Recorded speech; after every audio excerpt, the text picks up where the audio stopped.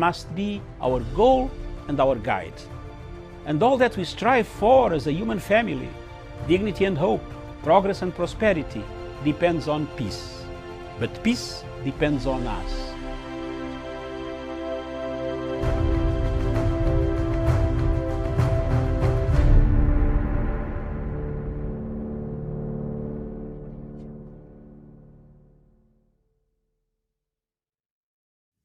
A very good afternoon to you, and thank you so much for joining us this afternoon, the 25th of January 2021. My name is Amira Mugutu, and this is Africa. Around Africa, where I get to bring you the news making headlines across the continent of Africa this afternoon, and I will be joined by the panelists in just a short bit. But before they come in, I'd like to take us through these stories, and then when the panel join, then we shall look at these stories in detail. So I'll start with Uganda. And the latest from Uganda is that a Ugandan court has ordered the military and police to leave the home of opposition politician Bobi Wine. He has not left his house in the outskirts of the capital, Kampala, since voting in the presidential election 11 days ago, in which he was declared runner-up to President Yoweri Museveni. And the state argued that it needed to prevent him organizing protests now, but the High Court has now ruled that Bobi Wine's detention was unlawful, with Justice Michael Elubu telling the court it was also an infringement on his personal liberties. Uganda's Electoral Commission said the vote was peaceful, but the EU, United Nations and several rights groups have raised concerns. Aside from the African Union mission, no major international group monitored the Ugandan vote. And then we go to Ghana, where former Ghanaian President Jerry Rawlings is lying in state starting today in the capital Accra, although strict COVID-19 protocols will be followed for people who want to go pay their last respect. Rawlings, who was Ghana's longest-serving leader, died in November at the age of 73. After a short illness, funeral events officially started on Sunday with a church service and a vigil in the capital. Rawlings will be buried on Wednesday with a number of president and former heads of state in attendance. We go to South Sudan, and a retired and influential Catholic priest has criticized what he sees as a poor caliber of priests in the neighboring South Sudan. The retired priest, who turns 80 next month, is recognized and credited for his commitment to education. He was honored by the government of South Sudan in 2016 for having educated more than 2 million children displaced by conflict in southern Sudan. He also sent many priests for further studies in Rome and in Kenya for master's and doctorate. And Cardinal Wako also urged priests to upgrade their standards morally and intellectually in order to serve the church and the society effectively. And then we go to Malawi, where Malawi's former president, Peter Mutharika, quest to remove restrictions on his bank accounts, which were frozen as part of corruption investigation, has ended in failure. On Friday, Malawi's High Court dismissed his application to have his accounts unfrozen by the country's anti-graft agency. Malawi's Anti-Corruption Bureau last August froze the personal bank accounts of Mutharika and his wife Gertrude in a probe seeking to uncover his role in a $5 billion kwacha, which is an equivalent to $6.6 billion cement scandal. Now, in the petition, the former president also wanted to court to order Standard Bank to give him unrestricted access to his funds. The Bureau argues that Mutharika's tax number was used to import cement duty-free between 2018 and 2019. In July, his former bodyguard and ex-head of state body were in connection with investigation. And then we go to Central African Republic, where the International Criminal Court says the Central African Republic has handed over a former rebel commander accused of war crimes and crimes against humanity. Mohammed Said Abdel Khani is charged with offenses dating back to 2013. He was a prominent figure in the Seleka fraction, a mainly Muslim coalition, which briefly seized power that year before being ousted. The ICC says Mr. Said's forces are alleged to have carried out systematic attacks against civilians. No date has been set for his appearance. And then we go to Libya, where representatives from rival Libyan camps said a candidacy process would open Tuesday for key institutional appointments after a new round of talks in Morocco on ending nearly a decade of conflict. The process set to run until February 2nd. Aims to quickly fill several strategic posts in order to facilitate collaboration with an interim executive body set to be elected next week in Geneva, a joint statement said on Saturday. Oil-rich Libya has been riven by civil war since a NATO-backed uprising that ousted long-time dictator Muammar Gaddafi in 2011. The UN-recognized government of national accord is based in the capital, and while a House of Representatives which does not recognize the Tripoli administration is based in the east. A fragile ceasefire between the two sides, agreed in Geneva last October, has largely held despite threats by Eastern military strongman Khalifa Haftar to resume fighting. And that is the latest from the continent this afternoon. Thank you so much for watching. And so we shall go through all these news items one by one. And joining me on the panel this afternoon is Kidi Morga, a lawyer from Nairobi. Kidi, a very good afternoon to you, and thank you so much for joining me. All right. So as we wait for Kidi to come, we're just having a bit of a technical hitch there.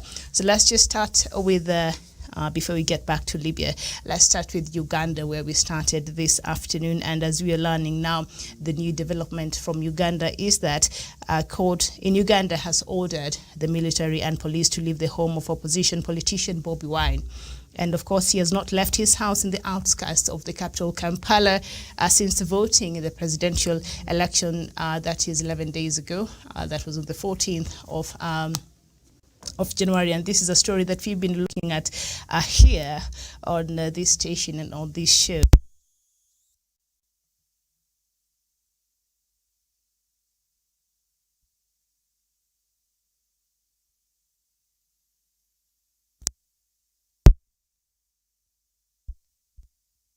Organizing protests. BOBBI Wine was never even allowed a time to go out of the house after the voting.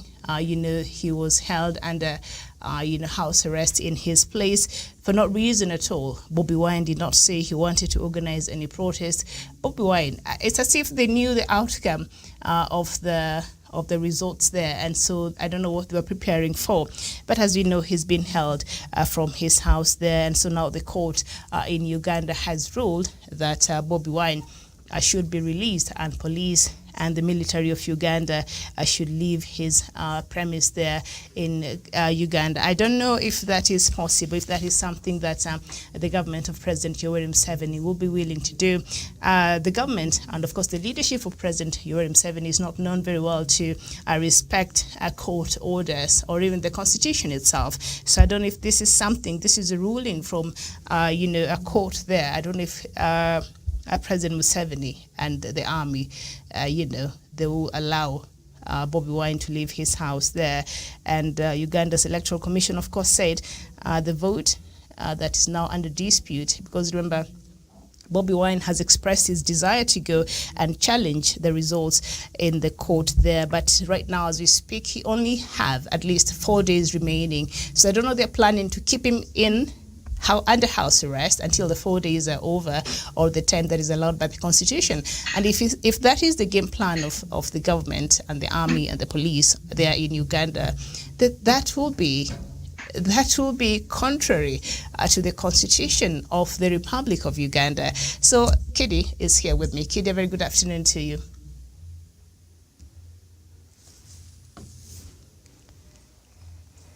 Okay, Kidi, good afternoon. All right. Some technical hitch there. Kidi, good afternoon. Yes, I can now hear you. All right, very well. Thank you so much for joining. I've already gone through some of the stories that are making headlines this afternoon in Africa, across Africa. And the main story is that a court in Uganda has ordered the military and police to leave the home of opposition politician BOBBI Wine. Are we likely to see that happen? Well, that should and must happen unless President Museveni, in his infinite lack of wisdom, wants to continue delegitimizing his own regime. You cannot use the instruments of violence bestowed on the state by the citizenry to stifle a legitimate political opposition or dissent. Because part of the rights are under what we call first generation of rights, civil and political rights, is the right to dissent. And by Museveni detaining Chagulanyi and his wife and subjecting them to house arrest, he is inadvertently detaining the 3.5 million Ugandans who cast their vote for Chagulanyi. Mm-hmm. And that is in the worst case scenario, that the 3.5 million is the vote that Chagulanyi received, mm-hmm. and not much more, and that he rigged the system and only allocated him the 3.5 million. Mm-hmm. So to avoid further public unrest, which may spin out of control, because you've seen how civil unrest can spin out of control, mm-hmm. and beyond the control of authoritarian regimes. And if you permit me, I will explain. Mm-hmm. In 2011, we had Benedine Ali of Tunisia, mm-hmm. who was a strong man. In the same year, we had President Hosni Mubarak, who was a strong man. Closer home, we had President Muammar Gaddafi, actually the leader of Libya. These were strong men, I think much more stronger than Museveni, because their economies were also stronger, their military power was stronger by all indicators in comparison to Uganda. But when the people said enough is enough, these people were sent packing, sometimes to disastrous effect. For instance, the failure of President Hosni Mubarak laid the fertile grounds for the emergence of the Muslim Brotherhood, which was an extremist organization that was allied or linked to terrorist activities. But then, because of his failure to manage his transition, because he wanted to sting to power forever, it made things spin out of control. Let's come to Libya. You know that with the exit of Muammar Gaddafi led to instability in Libya that Libyans and Africa is still grappling with today. Mm-hmm. So that the least we expect Museveni to do is, one, to respect the court order, and therefore ensure that all parties are brought to the table so that they talk and come up with a way forward for Uganda that is devoid of violence. Thank you. All right, very, very well. Thank you so much. And of course, today's ruling by the High Court there in Kampala comes after a petition by Bobi Wine's lawyers. The state argued it needed to prevent him from organizing any protest. I mean, just after Bobi Wine voting on 14th, he went and he was under lockdown, and he's been since then in his place at his house there at the outskirts of Kampala. How did the government know that perhaps Bobi Wine was going to organize for the protest? Because I don't recall him saying that after voting, what we'll do the next day, we shall go out in the streets and protest. I don't think that is what he said. Well, that is how regimes that lack legitimacy conduct themselves. One, because they know that they do not have the popular support, and fearing anything that may trigger public an uprising, they therefore launch a massive crackdown. And this is something that is not new. It happened during the reign of Mengistu El Mariam in Ethiopia. It has happened through and through. But then this is 21st century, and things have changed dramatically. If the least we expect from any person purporting to be a leader of his people is to ensure that they act with the best interest of the people at heart. And therefore, a continued detention of a political leader in the 21st century is something that should not be left unchallenged. It is immoral, and everyone of goodwill must stand up against it. Mm-hmm. All right, thank you so much. They were preempting that their lack of legitimacy would lead to popular uprising. And the whole electoral process and the way it was carried out, of course, it raised a lot of questions and still does. And so you're right in that. We're also joined by Douglas Kirimi. Douglas, a very good afternoon to you. Thank you so much for joining us this afternoon. Thank you, Miriam, and good afternoon to you and to the crew, and also to our viewers across the globe. Mm-hmm. So the latest from Uganda, Douglas, is that the court, a Ugandan court there, has ordered the military and police to leave the home of opposition politician BOBBI Wine. He has not left his house in the outskirts of the capital Kampala since voting in the presidential election 11 days ago, in which he was declared runner-up to President Yoweri Museveni. Today's ruling by the High Court in Kampala comes after a petition by his lawyers, but the state is arguing that the state needed to prevent him from organizing protests, so that is the reason why they've been keeping him from his house. So the court has ordered that police and military should vacate his residential area there. Are we likely to see that happen? General Museveni is afraid of the unknown, and also BOBBI Wine himself has not called for mass action. What he has disagreed with is the Electoral Commission in Uganda has been able to say that that he has been able to disagree with the results that were announced by the Electoral Commission of Uganda. We have not had people around BOBBI Wine, or also BOBBI Wine himself, issuing threats of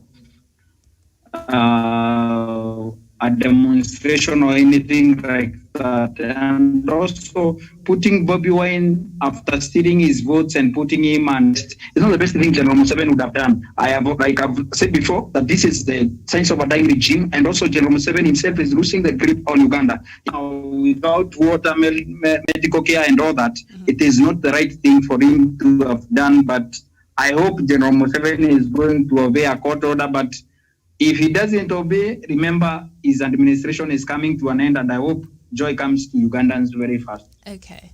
Thank you, Douglas. So we know as it is, BOBBI Wine and the rest of the opposition side there, they had said they wanted to go to court and challenge the results, I think, which is the right way to do. But now, as we speak, BOBBI Wine still has at least 4 days to file a court petition challenging the results of the vote. And one of our viewers here is reminding us, his name is Rule Iforo. You're saying, sure, but all the courts there in Uganda are suspended for 3 months. I don't know how he's going to be able to file his case. Now, if they were able to go out there, Kitty, and vote under the cover of COVID-19, surely a special court session should be allowed to happen.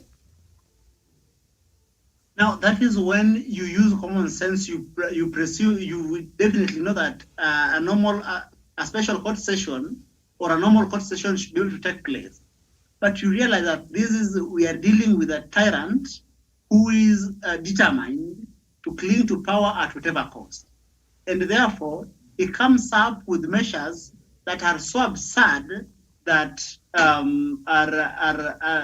a smack on the face of common sense. Mm-hmm. For instance, the court has, and here we have an a judiciary which is equally not entirely independent, because it is also controlled by the executive. Mm-hmm. So that 4 days to the lapse of when Kyagulanyi can file petitions, he then, using the courts, purportedly claims that now Kyagulanyi, there is an order permitting Kyagulanyi to leave his house 4 days. So that the net effect is that within these 4 days, time would be so short for Kyagulanyi to be able to put together his evidence to file before the court. And therefore, one, he is preparing the grounds for dismissing that petition on technicalities. So that is what we are dealing with here. Yes.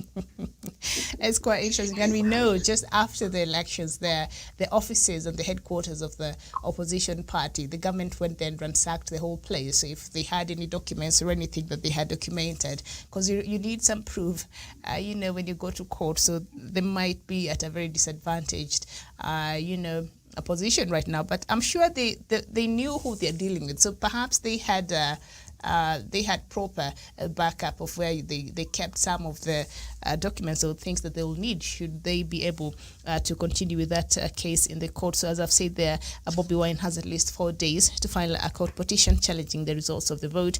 If he takes the route, the court must hear the ruling of the petition within 30 days. National Unity Platform officials spoke to the BBC, and they said that they don't have a way forward. They have not mapped it yet, as they were unable to access their party president, And in a Facebook Live address on Friday, Bobi Wine said that Ugandans had a right to protest if they so wished, though he did not outright call on his supporters to take to the streets. Douglas.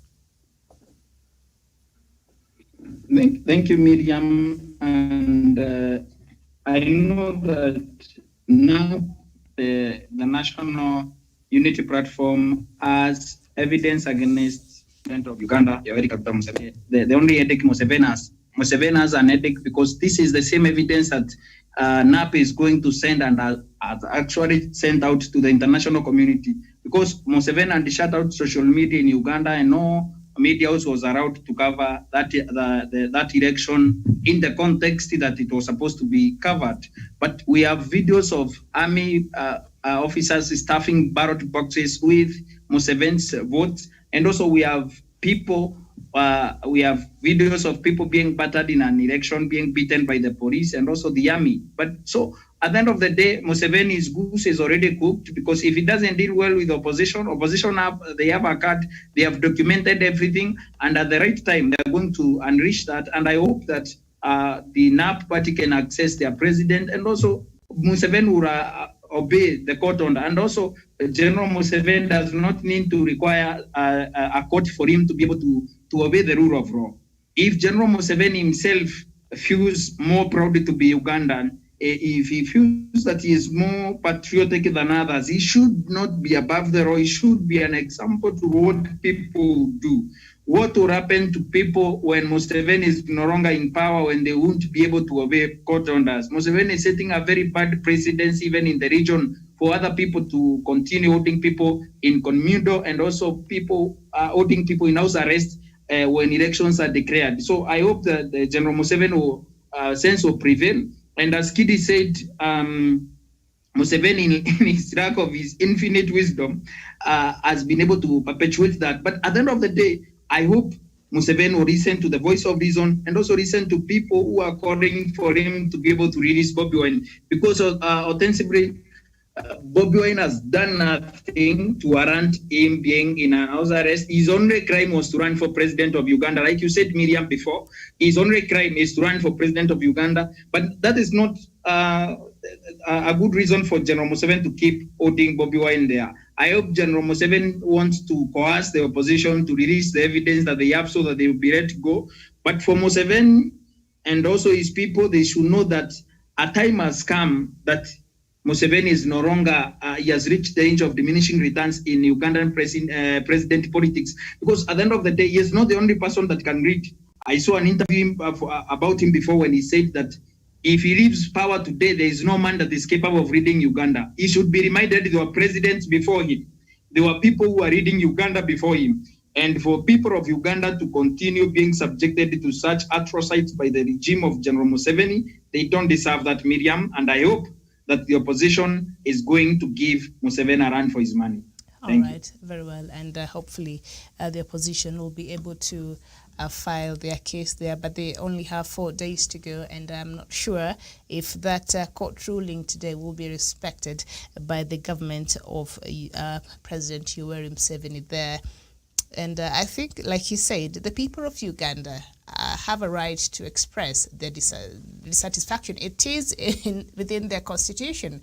And I know there are worries when it comes to the spread of COVID-19 and the dangers that comes with that. But they were able to do their elections during COVID-19, surely.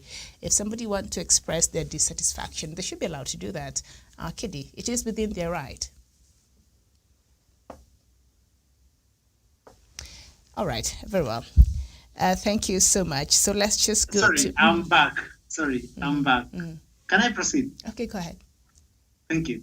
I was saying that one thing that we must point out always and from the outset is that the right to dissent as part of civil and political rights are not a rights that are granted to every human being, and they do not have to be spelled out in the Constitution.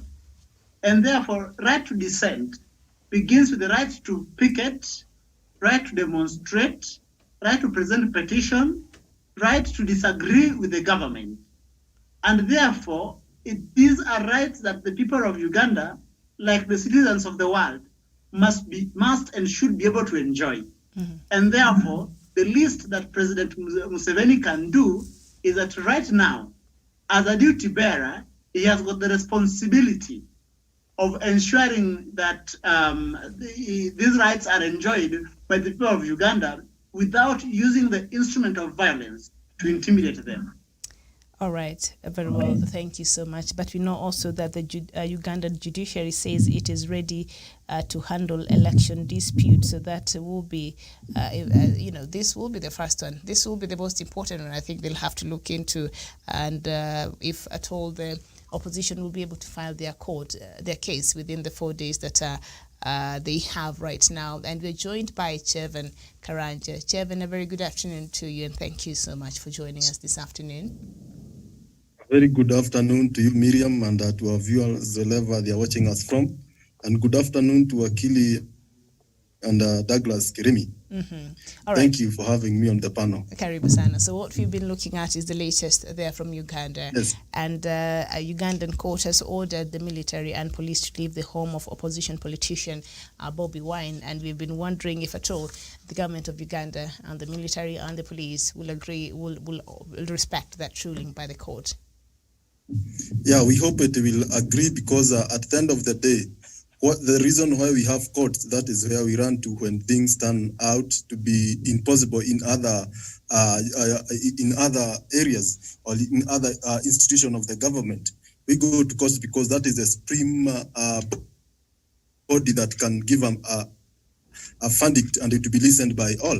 Therefore, we hope the government of Museveni and the army will vacate that area and go to and let BOBBI Wine be free, because he has committed no crime. The only thing that he has done is to shake the regime of Museveni. I think that is why these people are worried. He needs to be given a chance to roam freely so that he can talk to his supporters and they shun the way forward to the people of Uganda. Or if there is a matter of dialogue, they cannot have a dialogue when someone is still in the captivity. Let him be free so that they can start building the Uganda together with the Museveni and the other stakeholders in the country. Thank you.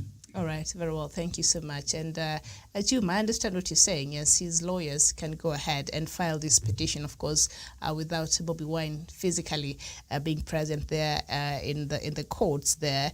And you're saying if courts are closed, the time limit can be extended accordingly. This is Uganda we are talking about. Were you following the elections that happened in 2016? Do you know what the Court of Appeal there in Uganda said in terms of electoral reforms that was required in the country before they had these elections? Did you read a place where President Museveni and his government were able to honor any of that, that the court had asked them to do? So this is a government that has been notorious in violating the constitution, and just operating under its own rules and laws, like we're seeing right now. BOBBI Wine has not committed any crime that will warrant a whole contingent of the army officials and police to go and barricade his home. His only crime is running against President Museveni, and we're seeing that happening right now. So when we look at the matters of constitution and following the law, Uganda is a very specific country, so it does not operate under. It's not the way the courts in Kenya nullified President Uhuru's election and everything was okay and we went to another election and all that. Here our democracy here, we're still working on it. It's not perfect, far from it, matter of fact. But sometimes we pretend to do the right thing, or a lot of times we attempt to do the right thing, all right, in line with the constitution. But in Uganda, that's a whole different ball game. So when you talk about that the courts, even if there's a time limit, the courts can be extended accordingly. Why do you think the government is holding him under house arrest? Knowing that time is slowly running out for him to file a petition, surely. Juma, come on now. All right. Thank you. Yeah. So, yes, go ahead. Go ahead.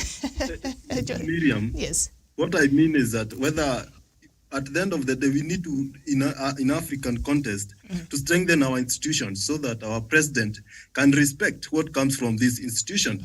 Therefore, it is a failure by the government of and the regime of Museveni not to honor the courts.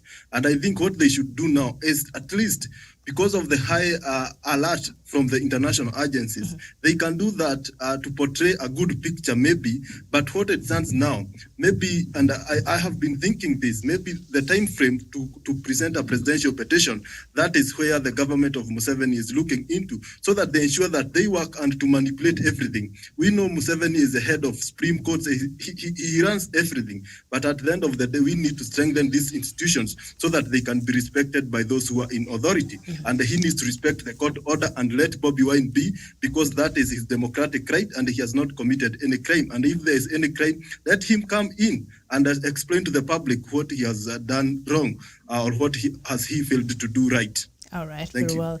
And Nakati Jane, thank you so much. Yes, go ahead, Douglas.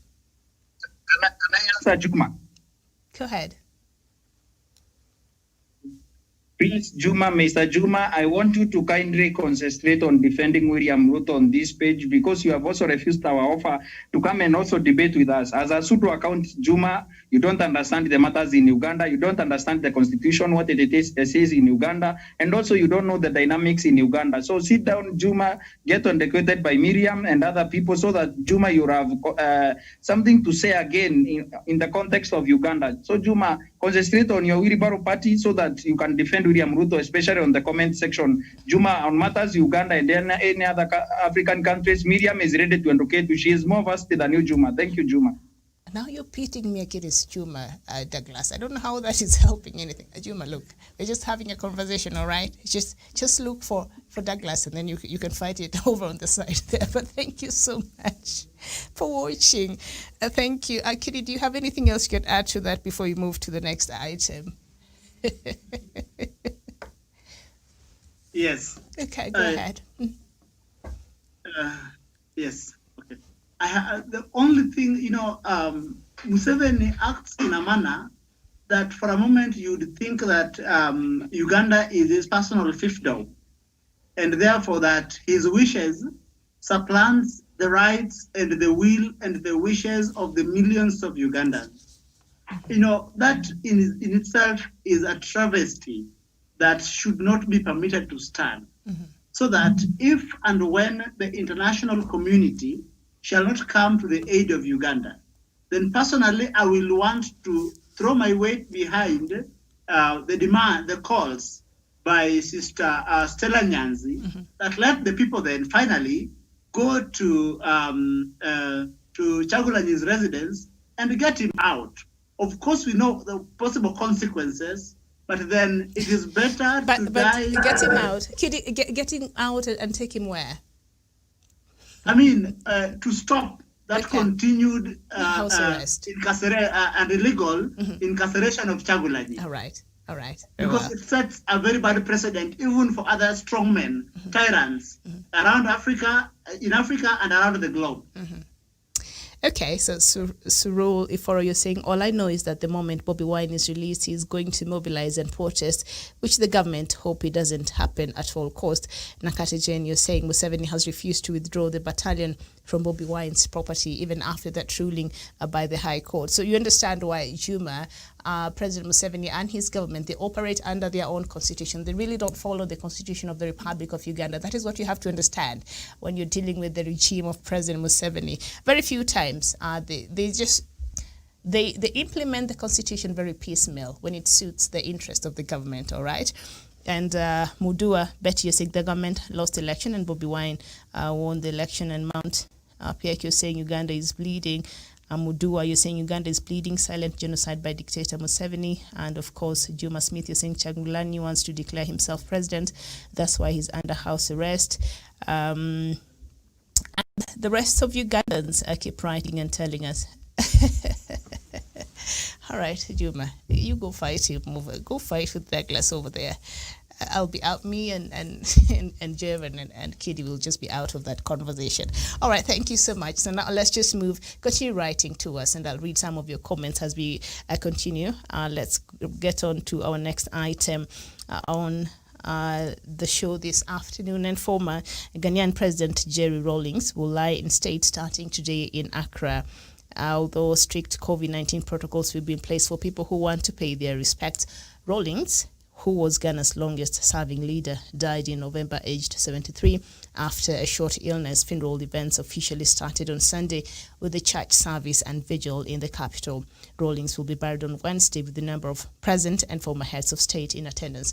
For a moment there, I had forgotten that Rawlings was not buried yet. So just a couple of days ago is when I saw some news about preparation for his burial, and I thought, wow, he died all the way in November, and he'll be buried on, I think, on Wednesday there. I don't know. How do you think people like Jerry Rawlings, how do you think they changed this continent? Because we know he was elected president twice. He led two successful coups there in Ghana, and his contribution to Ghana in terms of multi-democracy and all of that, I think is quite there. And what are just some of the lessons, perhaps, if I could ask, that the rest of the continent could borrow from somebody like now the late Ghanaian president, Jerry Rawlings? I'll start with you, Javan. Yeah, thank you very much, Miriam. And when you read history, you understand that the people of Ghana, they have so much respect to those who are dead. And I was reading an article. You can stay even to 1 year and some months before you are buried, because they must look to some aspects, and they must have a coffin that looks like something that you really loved, even if it means having a coffin that looks like a goat. That is the reason why, because I've seen those coffins and I've heard those stories. You think that's the reason why they took, I don't know, somebody's signal has a problem there. I don't know who that person is. But Javan, go ahead. That is the reason why. Yeah, maybe that is the reason why. But that all said and done, the people of Ghana, for a period of time, they have been able to go to the global map, especially in African continent, as people who have a good democratic space compared to other nations. And Kenya is still on that line, because we really respect when it comes to the presidential term limit and some other democratic space and multi-party democracy. And when you look at the opposition in Ghana, it's quite a vibrant thing. There's no intimidation like what we are seeing in Uganda. Therefore, we attribute all this from the first president, Kwame Nkrumah, coming all the way, because he was quite a democratic space. And I think that is the foundation that has led to Ghana to be a country that it is now. And when you look at even the recently concluded election between John Mahama and Nana Addo, you could see that these people are quite not in the streets, but even if the election was contentious, they are following the due process, and they are setting a very good pace even in African continent. Therefore, we agree that he did a good job, and may he rest in peace as the people of Ghana go on to bury a former president. Thank you. All right, very well. Thank you so much. And we know that Ghana has been hailed as one of those very strong democracies here in the continent. But from what happened in the last elections, I think, was it in December? Was it in December? I think after the death of Rawlings, he died, and the wife was also one of the candidates there that ran for the elections. She did not do very well there in that election. But Ghana, for a long time, has been hailed as one of the countries that has a strong democratic, processes and also strong institutions here in the continent. But from what we saw happening, that happened in the last elections, because even as we speak right now, the results of the presidential results that declared the incumbent President Nana Akufo-Addo a winner has been challenged in court. So the petition is in the court, and so they have to wait for that before Nana Addo takes his second oath in office. But all in all, from what you've been seeing happening in Ghana, Ghana has gone through several coups before. They removed Kwame Nkrumah, the father of independence in Africa, and then after that, after he survived about 27 assassinations or thereabout. I don't know if it's 27, but he survived several assassination attempts until finally he was able to be removed through a coup, and several other coups that happened in Ghana, but it has gone through tumultuous times, but it seems to be learning and trying to make its democracy better. But we know, judging from what happened, maybe it's not as fantastic as we thought it was. But what are some of the lessons perhaps you can learn from the contributions of people like Rawlings that they made in Ghana in terms of building the democracy, but also for the rest of us here in Africa? Kidi.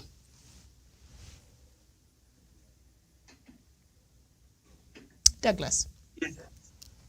Thank you.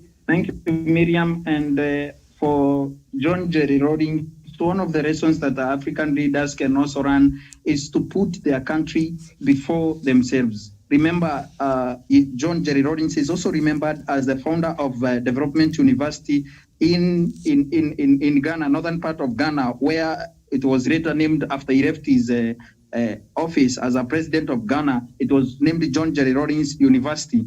This is a university that was in the middle of nowhere, like people would say, and also brought development and also brought education to the poor and also to the people that could not be able to afford it. And also is a man that afforded Ghana a period of political stability and competent economic management. People disagree with his methods of overthrowing the government, but this is a man that brought the Fourth Republic as we know it in Ghana, and also a man that brought political stability and also brought discipline in government, because there were so many leaders who were executed, corrupt leaders who were executed. He's a man that wrote corruption in Ghana. And also for African leaders who have also sworn to stay in power, like Museveni, and also plundering public resources, they should run. That John Jerry Rawlings was a man that managed the economies well. At least if you manage the economy well, you can leave a legacy.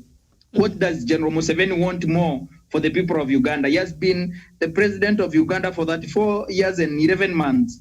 For people like Jerry Rawlings, have set a good example for the people who are in power. Paul Biya of this world, Idriss Deby of Chad, Denis Guesso of Republic of Congo, Guema of Equatorial Guinea, and every other leader in Africa. They should run political stability and also economic management, because when the economy grows, even our politics will be permitted to go and to grow at a rate that allows even decent and alternative voices to speak. Remember, in Ghana, when they brought the Fourth Republic, we've had a peaceful transitions of power since the Fourth Republic. We have had a military ruler who also set the note for economic takeoff for Ghana. And Ghana is now touted as one of the most democratic countries in Africa, and also one of the countries that people look up to. When the president of the US came, we first landed in Ghana. Why? Because Ghana is one of those countries that after now Jerry Rawlings set off the political and economic stability of their country, their people now are good and they can now be able to continue doing more for their country without necessarily clinging to power, like we have seen here with our leaders across Africa. Right. Another thing that I've also picked as a lesson from John Jerry Rawlings is that leaders should put their country first. Is a man that was committed to the cause of his country, a very patriotic man, a man that did not steal and amass a lot of wealth for himself and for his family, a man that fought for what was just in the country, a man that led so many initiatives to emancipate the people of Ghana, and truly he emancipated the people of Ghana and also helped them to set their country together, and also overthrew and executed leaders that were stifling the development of the people of Ghana. He is a man that was a man of the moment, a man who was to develop Ghana, a man that could not hesitate to overthrow a government that he thought was corrupt and was inept to lead the people of Ghana.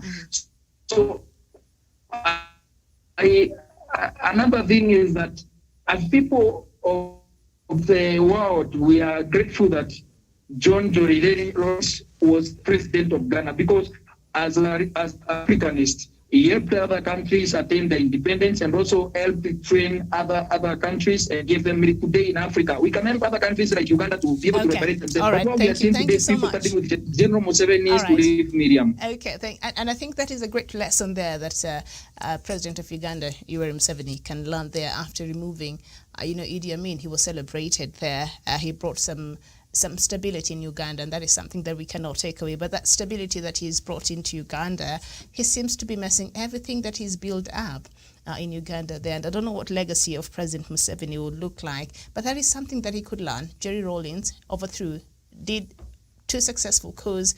He was later on elected on a democratic platform, and he retired in peace, and he's been enjoying his retirement. That's what you do. You don't fight forever. Sometimes you take a break and just enjoy some life out there.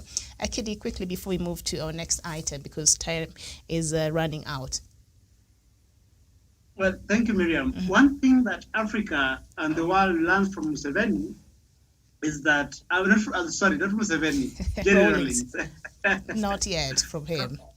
Yes, from Jerry Rawlings. Mm-hmm. Is that this is someone who, when he had opportunity to seize power, he did not seize power for power's sake, but he seized power to serve the interest of the common forgotten masses in the villages, in the streets, people whom the society, whom the previous regime had not had in mind.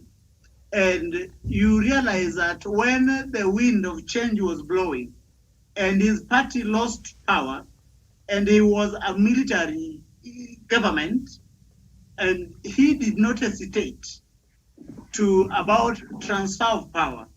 When the other party, that was not their party, won elections and they were in government, he facilitated quick and smooth transfer of power without the pressure or threat from the international community, the threat of sanction, the fear of violence from his own people, or any of such things. So this speaks to a leader who was so decent at heart that realized that the ultimate power belongs to the people.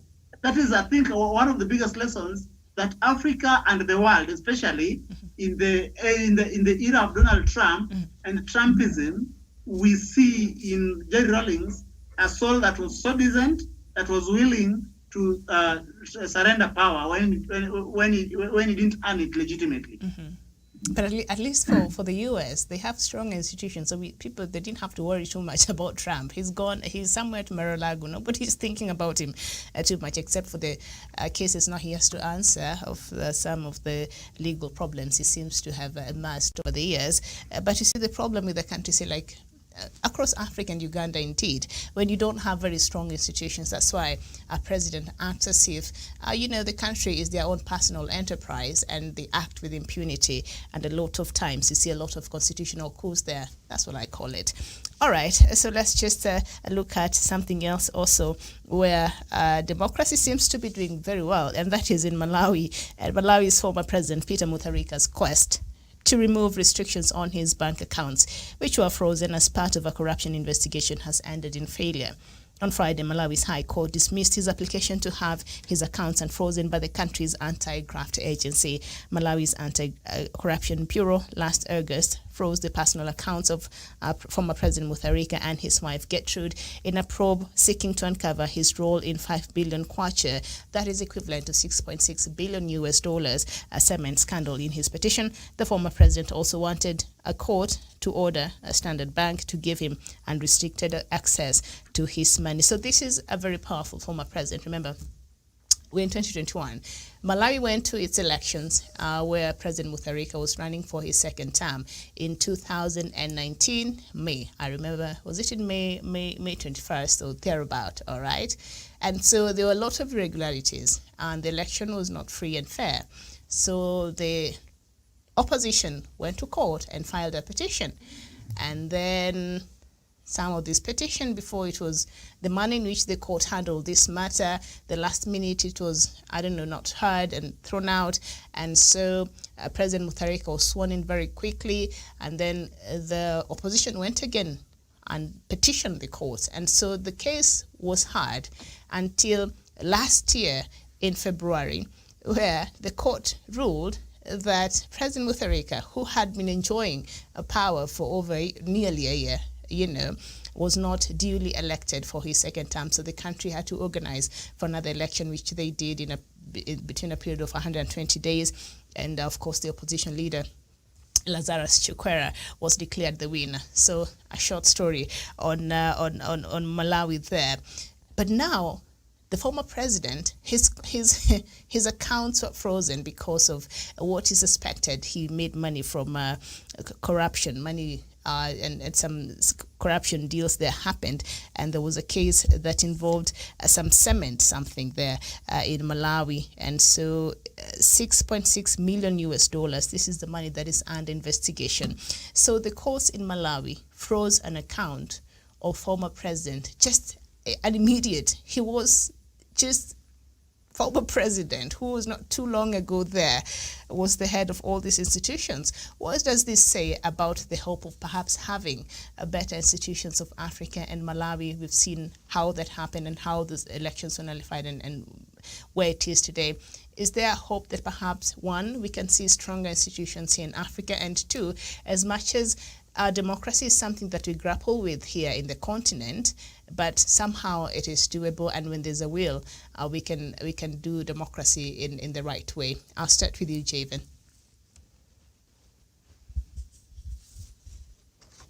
I'll go to Douglas.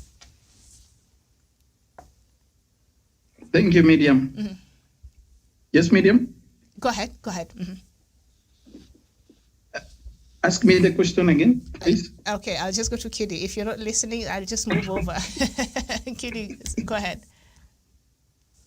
Thank you, Miriam. One thing that we can learn from the Malawi case is the issue of accountability. And it is not the first time it's happening. It also happened in Zambia when Ken Kaunda stepped down, and therefore he chose someone whom he thought was could tap to his whims.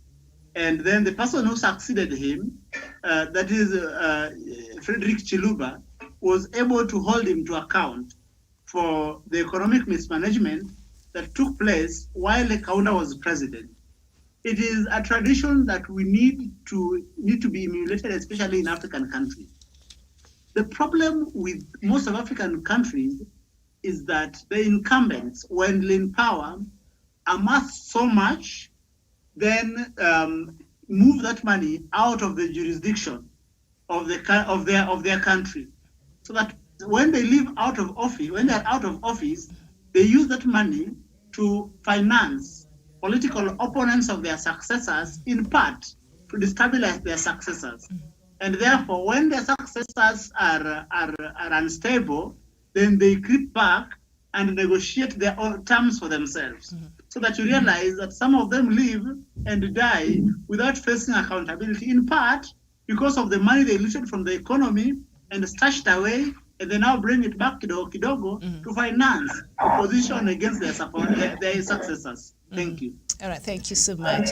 Asimwe Amoti Moses, thank you so much for watching, and we appreciate you watching this afternoon. Army Ben, thank you so much. Juma Smith, yes, thank you. And the rest of you, Nulu Karim, you're saying stand with Ugandans, free Bobbi Wine. Well, from what we know is a court in Uganda has ruled earlier today that the military and the police in Uganda have no business being around Bobbi Wine's house, so they should vacate as soon as possible. But what I'm hearing is that that has not happened, so I don't know how that will pan out, if this will set a stage for confrontation between Bobbi Wine's supporters. I don't know why, because the more this drags along, it might elicit some not very good reaction from his supporters. He got over 3 million votes there in Uganda. That should count for something. That should count for something, I'm sure. So Douglas, as we conclude the show, what I just asked a while ago there, the former president of Malawi, Peter Mutharika, his accounts have been frozen since last year in August for money suspected to have been gotten from corrupt ways there, and that is something you don't hear happen across Africa. So I was just wondering, as we are here hailing Ghana as one of democracies that seems to be very progressive in the continent, and we know they have their own problems. We saw that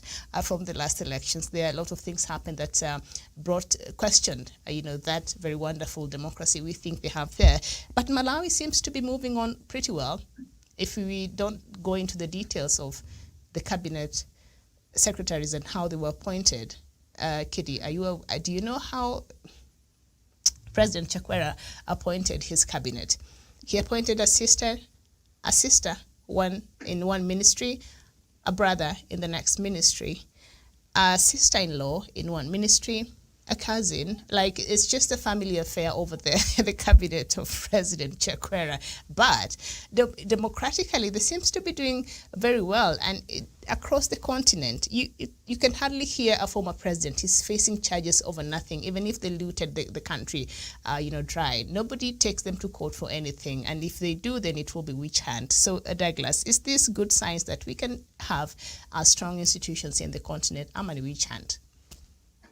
Yes, thank you, Miriam. And the one lesson that we need to pick from the issue in Malawi, because we understand that even after Chakwera won the presidential vote, after they went to court and the vote was nullified, he went on to commit some atrocities that you have mentioned about nepotism and all that.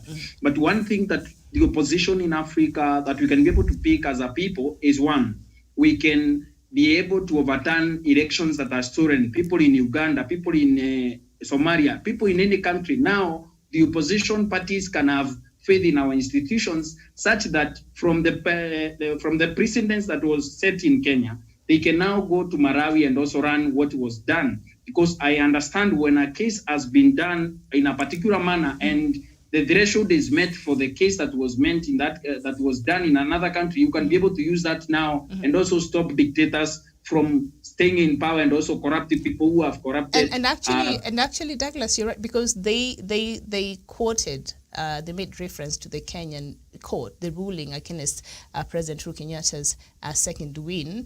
So that is where the Kenyan case set the precedent. I don't know if that is the right term there, Kidi. Yes, Miriam, as I conclude on this point, even in Machakos, when they sent away the speaker of the County Assembly of Machakos, we cited that in Meru, and I won a case in Meru. And also there was a case in Nairobi that was cited in India, and the case that was won in India formed the basis and the foundation of a case in Nairobi, and that case was also won. It is something that I'm very proud of, and I'm also proud of the Supreme Court in Malawi, and also the people in Malawi today. So what we are asking is that when you come now, after now you have won your petition and won your election like it has happened in Malawi, don't come and start the old habits and also the tendencies that the Bishop Chakwera perpetuated afterwards when he won that election. Come and do a thorough cleanup of the judiciary, of the government and everywhere, so that we can progress as a people. But that is a step to the right direction, and that is something that people can learn, the people of Africa, and also from the Kenyan side. We are everywhere in the world. Kenya has won accolades for that, so that people can now compete on the basis of ideas and policies, not on the basis of stealing elections, Miriam. And that is my submission. All right, thank you so much. Asimwe Amoti Moses, you're saying the problem with African leaders, they have given much time formulating laws that favor them to stay in power, of which is dangerous. They instead make laws that protect them and their properties regardless of how they earn that wealth. Otherwise, you're likely to keep seeing more of the Ugandan case. And Bismarck Bora is saying in Uganda, he who holds Rungu has the most power. And Jopwal, the Dopiro Niloa, I think that is a South Sudanese name. You're saying hello, Punchline African. Hello to you too. Thank you so much for watching. Thank you so much, Kidi Amwage from Nairobi. Thank you, Douglas Kirimi from Meru. And of course, earlier we had Javan Karanja, who experienced some technical difficulties, so he was not able to be with us after this point. But thank you, Javan, so much for your time this afternoon. My name is Miriam Ogotu. Thank you so much for watching. This has been Around Africa.